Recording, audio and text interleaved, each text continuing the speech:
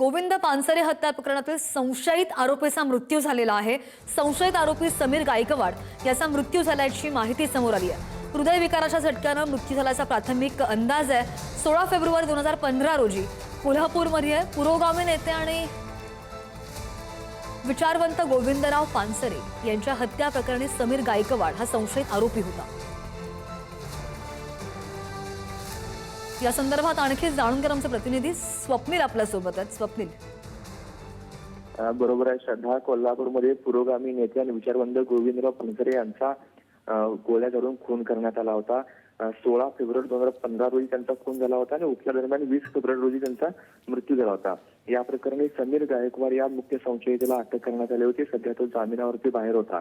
आज पहाटेच्या सुमारास सांगलीतील कामिनी चौक येथे त्याच्या निवासस्थानी त्यांना झोपेमध्ये हृदयविकाराचा तीव्र झटका आला। त्याला उपचारासाठी सांगलीच्या शासकीय रुग्णालयामध्ये दाखल करण्यात आले होते, परंतु उपचारापूर्वी त्याचा मृत्यू झाल्याची ही नोंद आहे ती सांगली शासकीय रुग्णालयात करण्यात आलेली आहे। गोविंदराव पानसरे यांच्यावरती झालेल्या हल्ल्यानंतर संपूर्ण महाराष्ट्र हादरला होता, पुरोगामी पश्चिम महाराष्ट्र हादरला होता। त्यामुळे समीर गायकवाड याने त्याच्या साथीदारांनी त्यांचा खून केल्याचे जे आहे ते समोर आलं होतं। त्यानंतर समीर गायकवाड याच्यासह काही संशयितांना अटक देखील करण्यात आली होती, परंतु सध्या समीर हा जामिनावरती बाहेर होता आणि त्याचा आता हृदयविकाराने मृत्यू झाल्याची जी घटना आहे ती समोर येते। सध्या स्वप्नील, धन्यवाद दिलेल्या माहितीसाठी।